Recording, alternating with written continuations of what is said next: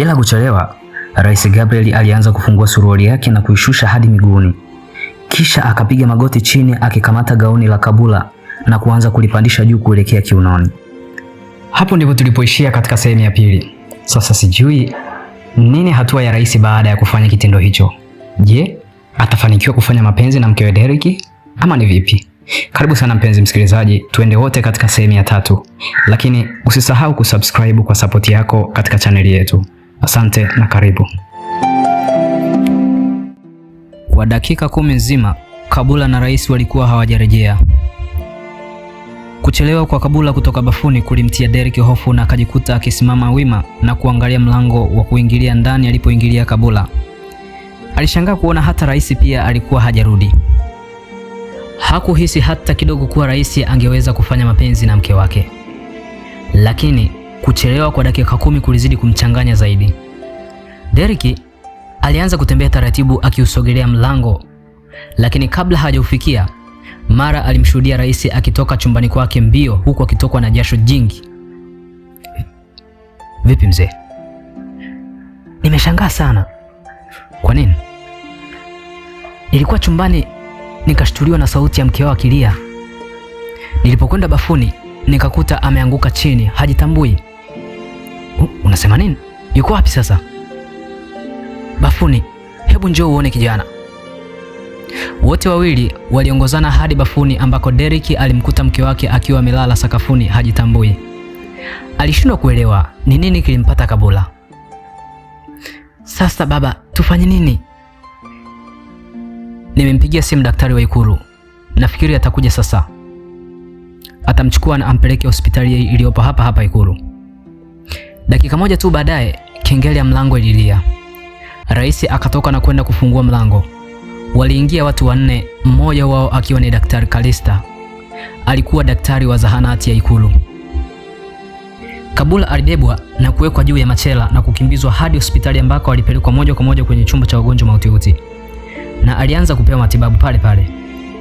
Alifungwa mashine ya hewa ya oxygen ili aweze kupumua kwa urahisi. Pamoja na utaalamu wake, daktari alishindwa kuelewa ni kitu gani kilimpata mke wake huyo.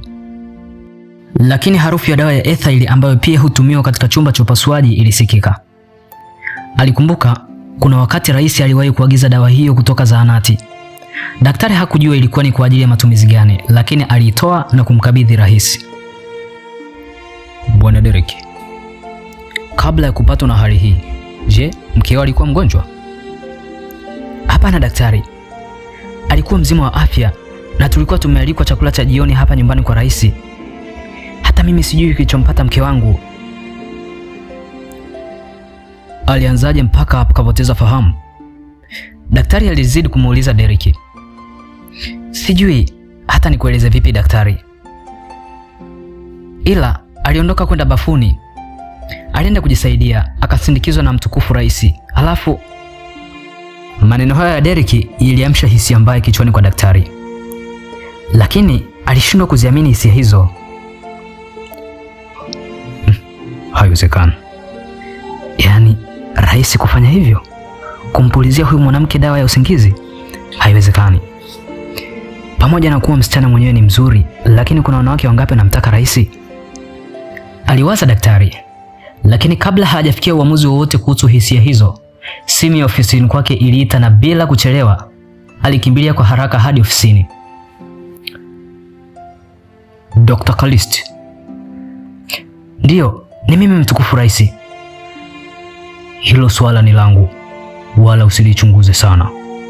Mimi nafahamu, na bila shaka utakuwa umesikia hiyo harufu ya dawa. Ndiyo mtukufu, nimesikia. Sasa achana nayo na nisisikie kwa mtu yeyote. Sawa mtukufu. Hutalisikia mtukufu. Simu ilipokatika, Dr. Kalisti alirudi hadi chumbani alikumwacha Derek. Daktari, naomba uniambie mgonjwa wangu anaumwa nini? Hilo ndilo lilikuwa swali la kwanza kwa daktari kutoka kwa Derek. Derek, mkeo ana kifafa. Daktari, unasema nini? Kifafa? Ndio. Kaanza lini kifafa? Mbona sijawahi kuona akianguka? Kwani wewe una muda gani naye tangu mfunge ndoa? Sio muda mrefu, ni kama siku moja, lakini tumefahamiana kipindi kirefu. Sasa unabisha kitu gani? Derek alibaki kimya kwa muda akijaribu kutafakari juu ya kifafa alichoambiwa. Alijilaumu kuoa mwanamke ambaye hakumfahamu vizuri. Hakuwa tayari kuishi na mwanamke mwenye kifafa, kwani hakutaka kabisa kuzaa watoto wenye kifafa katika maisha yake. Hakuwa na uhakika sana na jibu la daktari, pamoja na kuwa kweli yeye na Kabula walikuwa wameishi pamoja kwa muda mfupi sana. Alihitaji kumuuliza Kabula vizuri juu ya hilo jambo. Ilimchukua masaa 7 Kabula kuzinduka kutoka katika usingizi mzito alikuwa amelala. Alishangaa kujikuta yuko hospitali na Derek akiwa pembeni yake. Vipi mama? Safi tu. Hapa nimefikaje? Ni habari ndefu. Tutaongea nyumbani baada ya kutoka hapa. Waliporuhusiwa kutoka hospitalini, Derek alimchukua mkewe katika gari lake na safari ya kwenda nyumbani ilianza. Kabula hakuwa na kumbukumbu nzuri juu ya kilichotokea. Kila kitu kilionekana kufutika kichwani mwake. Ninachokumbuka ni kwamba niliondoka kwenda kujisaidia nikiwa nimesindikizwa na yule mzee. Sikumbuki kitu kingine zaidi ya hicho. Hivi ilikuwaje Derek mpaka nikaa hospitali? Kabula, tafadhali niambie. Wewe una kifafa? Nini? Kifafa? Derek, kimenianza lini? Sina kifafa. Usiogope Kabula. Wewe niambie tu ukweli, wala siwezi kukuacha sababu nakupenda. Sijawahi kuanguka kifafa hata siku moja katika maisha yangu. Aliyekuambia nina kifafa ni nani? Chanzo cha wewe kufika hospitalini, ulianguka bafuni na kupoteza fahamu, na daktari amesema eti ni kifafa. Kabula alinamisha kichwa chake chini na kuanza kulia. Hakuna ugonjwa aliouogopa duniani kama kifafa. Aliona ugonjwa huo ni kama aibu. Alishindwa kuelewa aliutoa wapi, kwani katika ukoo wake hakuwepo mtu hata mmoja mwenye ugonjwa huo. Kabula hakuwahi kuwa na kumbukumbu kabisa kuwa rais alimpulizia dawa ya kumfanya apoteze fahamu, na wala hakujua kuwa akiwa usingizini rais alifanikiwa kumwingilia kimwili. Usilie Kabula, huo nao ni ugonjwa wa kawaida tu. Si Kabula wala Derek aliyejua kilichofanyika bafuni siku hiyo, na urafiki wa familia hizi mbili, ya kwao na ya rais, ulizidi kuendelea. Zawadi nyingi kutoka kwa rais zilitumwa kwao kila aliporudi safari ya nje ya nchi. Kabula alibadilika na kuwa mrembo kweli kweli.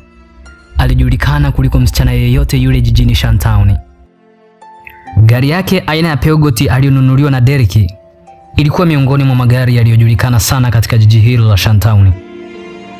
Nguo fupi alizovaa zilimfanya awape wanaume wengi matamanio, na kila mtu alikiri kuwa mke wa Derek alikuwa mwanamke mzuri kuliko wanawake wote katika jiji la Shantown. Kila mwanaume aliyemuona alitamani kuwa naye kitandani. Kuna wakati alisababisha ajali mbaya ya basi la abiria iliyoua watu 7 pale pale na kujeruhi wengine 20 baada ya dereva wa basi kumkodolea macho Kabula na kujisahau kuwa alikuwa barabarani. Hatimaye gari lake liligongana na fiata la mchanga uso kwa uso. Dereva alikuwa miongoni mwa watu waliokufa pale pale. Uzuri wa Kabula ukawa umeua watu. Watu walimshauri aache kuvaa nguo fupi, lakini hakuacha kwa sababu mume wake alimshauri avae nguo hizo. Kabula alikuwa gumzo katika jiji hilo la Shantown. Alikwenda saluni za kifahari, alinunua nguo katika maduka ya kifahari kama vile Happy Fashions, na alinunua vito vyake vya thamani katika maduka ya gharama ya vito katika jiji la Shantown, maduka ambayo watu wa kawaida hawadiriki hata kugusa milango yake. Kwa kweli Kabula alitumbua vizuri pesa ya Derek.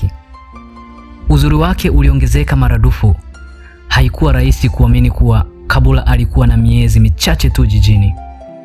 Kwa kweli aligundulika tu pale alipoongea Kiswahili chake kilichokuwa na mchanganyiko wa Kisukuma. Lakini asipofungua mdomo wake na kusema kitu chochote, mtu angeweza kufikiri alikuwa ni Mmarekani mweusi.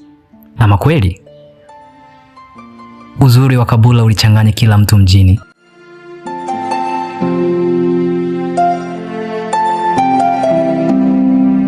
Penzi alilolionja kwa Kabula, tena akiwa bafuni, lilimchanganya akili rais. Alimtamani tena na tena, na alitaka kummiliki Kabula moja kwa moja.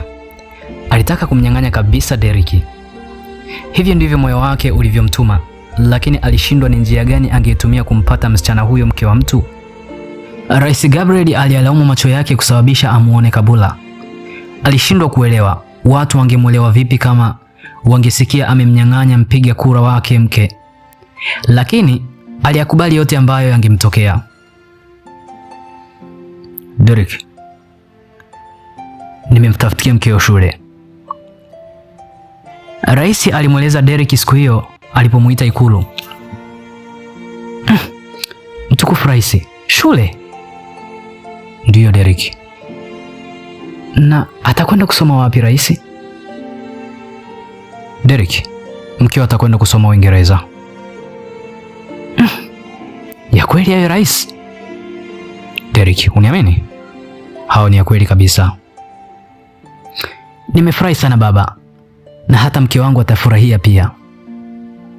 Sawa, hivi ni vizuri. Kwa hiyo muandae ili mapema mwezi ujao asafiri kwenda Uingereza. Hamna tatizo baba. Mimi napenda sana maendeleo, na sijui ada itakuwa shilingi ngapi kwa mwaka.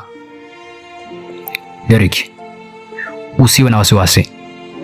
Atasoma kwa udhamini wa serikali. Wow. Ni miaka mingapi masomo yake baba?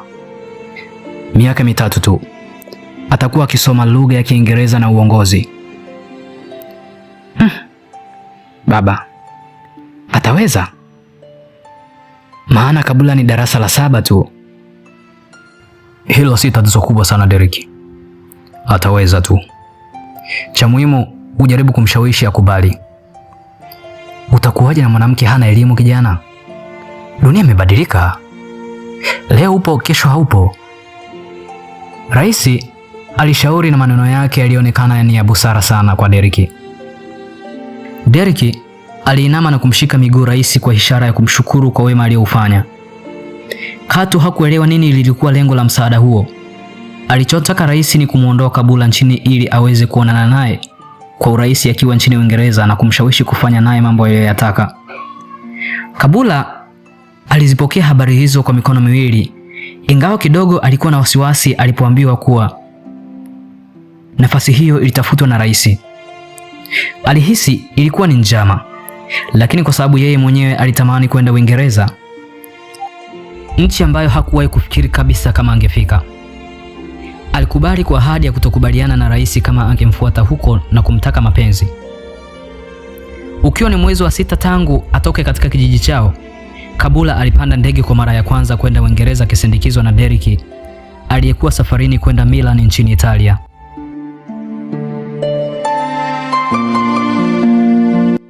Derrick alikaa nchini Uingereza kwa wiki 2 na kuondoka zake kwenda Italia ambako alikaa kwa siku 3 na kurejea nchini Sokomoni kuendelea na biashara zake.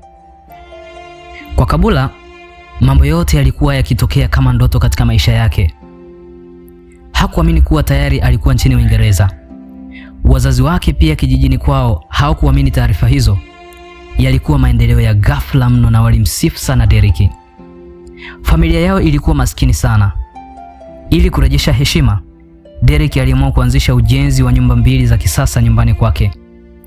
Hakutaka kumwambia mkewe juu ya jambo hilo, na aliwaomba ndugu na wazazi wake pia wasifanye hivyo, ili Kabula akirudi kutoka masomoni akute nyumba alizokulia zilikuwa zimeshabomolewa na wazazi wake wanaishi katika nyumba za kifahari. Hiyo ndio zawadi nitakayompa mke wangu, Derrick alikuwa anawaza hivyo. Aisee, pole sana kwa bwana Derrick. Anadhani kwamba mheshimiwa rais anatenda wema kwake, kumbe anamzunguka. Na Derrick anaingiwa na furaha kubwa sana mpaka anafikia kiwango cha kwenda kutengeneza nyumba za kifahari katika kijiji cha Kabula. Sijui siku atakapogundua ni nini kinaendelea atafanya nini. Na je, Kabula atamkubali rais akiwa nchini Uingereza? Hatujui nini kinaendelea. Hebu tukutane katika sehemu ya 4. Asante sana mpenzi wangu msikilizaji. Nashukuru sana kwa kutufuatilia. Usisahau kulike, subscribe na kushare ili kuendelea kuikuza chaneli yetu. Wewe ni mmoja wapo muhimu sana katika familia hii ya Story Arena. Karibu sana, tukutane katika sehemu ya 4.